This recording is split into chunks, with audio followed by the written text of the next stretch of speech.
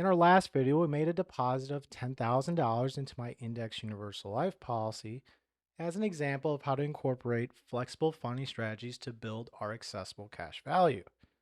That cash value is capital that allows us to turn around and move it into whatever we'd like, whether it's an investment, a new business opportunity, or something simple like buying a new car. I'd rather borrow from my policy because I'm still growing compound interest on my original cash value, even after I pulled the funds out.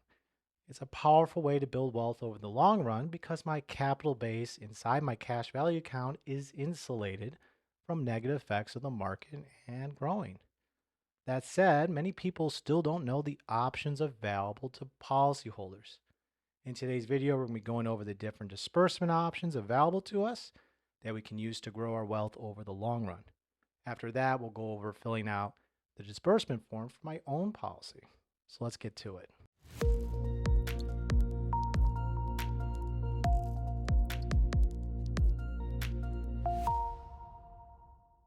Hi, my name is Joseph Gutierrez, and this is Covered in Compounding. Okay, so we're in the situation where we built up some cash value and now we'd like to use it. So what options do we have? Well, we'll touch on the three basic drawing options. For one, we can do what's called a direct cash disbursement, sometimes called a surrender or a partial surrender. This option does not utilize a policy loan feature. It just cashes out your funds and in turn reduces your total cash value.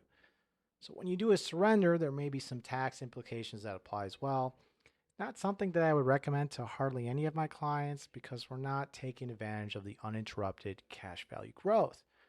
We're essentially draining our account in the least advantageous way. But for the sake of completeness, it is an option. The next option is the fixed rate loan, sometimes referred to as the wash loan.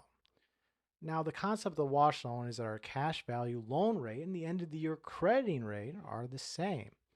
So say my loan rate is 2%, but I also get a guaranteed crediting rate of 2%. Minus 2% plus 2% is zero. So it's a wash. I didn't accrue interest negatively, and my cash value on the loan amount didn't grow positively either. It's just neutral. When you do a wash loan, it's important to remember that the funds that you're loaning against are moved internally away from the indexing account to a separate fixed rate account. So if you have $100,000 and you do a $10,000 wash loan, well, now the next anniversary period, my indexing credit and received is based only on the 90,000, while the other 10,000 didn't change and is sitting in the fixed loan account. The loan interest didn't cause my loan balance to get bigger, but I'm not growing cash value on that $10,000 either. I recommend wash loans for certain situations, particularly for some of my clients taking advantage of tax-free income in their policy in the later years, like retirement. Especially if they don't want their outstanding loan balance to grow too much more, then I recommend they consider the wash loan feature. For my policy with Allianz, the first 10 years has a guaranteed crediting rate of 2%, while the loan rate is about 2.91%. In years 11 plus, the guaranteed rate is 2% and the loan rate is 1.96. So it's essentially a wash. Like I said earlier, wash loans are usually best for down the road, but if someone is fairly risk averse on the loan amount, then a wash loan is perfectly fine and still fits the strategy quite nicely. And then lastly, we have the indexing loan option. So when we take our indexing policy loan, whatever loan amount we take, it stays in the indexing account. Now we can allocate to the same indexing fund strategy, or we can choose a different indexing allocation. Important to remember our indexing loan rate is usually around 5% simple interest depending on the carrier. That said, we do have the opportunity to make a lot more via our indexing crediting rate, especially if we get market-like returns on our cash value. You can see how we can grow considerably more over the long run, even if we have loans out. This is where we can get that positive arbitrage effect on our cash value that we've talked about in previous videos. So let's consider the same example. We have $100,000 of cash value, and we take a $10,000 indexing loan. Our $100,000 is still accumulating and are in our account, and our $90,000 is available for additional withdrawal. Let's consider 1 year later, say the market has a good year and our indexing crediting rate on our anniversary is 12%. Well, our new cash value accumulation is now $112,000. Assuming no loan repayments, our outstanding loan is $10,500. Remember that 5% simple interest. And our available draw amount is now $101,500. Once we pay back our policy loan, let's say a few months later, our accumulation account and our available draw on our cash value will both show $112,000. We're still growing with the market index no matter the loan amount. Do this for 5, 10, 20 plus years of compound interest into healthy funding. We can see our cash value account growing into the hundreds of thousands, if not millions, quite easily, all the while being able to access those funds tax free at any time and hold those policy loans out for any length of time we want. Now that we got the basic understanding of the loan options out of the way, let's jump into filling out the loan form together, show how we can start putting our cash value to use whenever we see fit. See you there. Okay, so now that we got the basic concepts out of the way, let's go ahead and fill out the withdrawal request form. Okay, so we'll use my policy as an example. When you have your own policy, you'll be filling out a form just like this, depending on which carrier you chose. For myself, I chose Allianz Life, and we're filling out the withdrawal request form. Up here at the top, obviously, we put the policy number right there. Next, section A, we would fill out, put in the owner's name. So in my case, my name. I put in the social security number associated with the policy, a phone number, and if there's a joint owner, we'd fill that out there. And then obviously, we'd finish up filling out the email address associated with the policy. Section B, this pertains to the surrender option. So obviously we have that partial surrender and the full surrender. Remember, the partial surrender is just a direct cash disbursement, and you would define the amount. The full surrender is essentially just closing out the account and just draining the cash value. We're not doing that for this particular policy here, so we're going to leave that blank. Okay, next we're going to go ahead and fill out section C. So this is the loan option. This is what we like to use, part of our strategy here for the foundational asset. Okay, so we're going to fill out here this specific dollar amount. All right, in this case, it's a relatively small loan. We're going to be doing a $3,000 policy loan. Now we have the two different options here, whether it's a fixed interest loan or the indexing loan. I'm going to be making use of the indexing loan. Okay, because we want to see if we can get that positive arbitrage effect on our money. Section D doesn't really apply to us. That said, talking to people at Allianz, one of these still needs to be checked. This is more for the surrender option. So normally I just check I do not want to withhold federal income tax. For your situation, just read through this and choose the appropriate one for yourself. Okay, go ahead and move on down. Section F. This is the payment instructions, how we'd like to receive those funds, whether it's a mail-in check here, or check mailed to the owner, whether it's a new financial institution or just the same bank account that we've been using to make our premium payments. For me, direct deposit in the owner's account is just fine. We can do an ACH or a wire transfer. ACH is A-OK for me as well. Moving on down, this is the signature page. Okay, so pretty basic. I'll go ahead and make my signature, and then the date in which we're filling this out.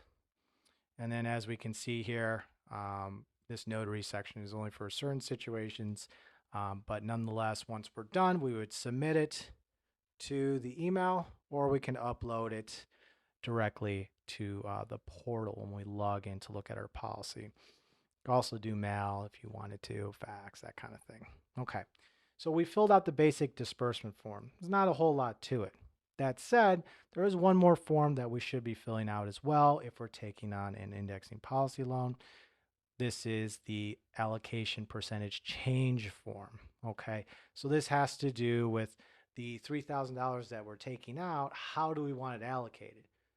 Do we want it allocated to the same indexing allocation as before for our normal premium, or do we want it tied to a different index?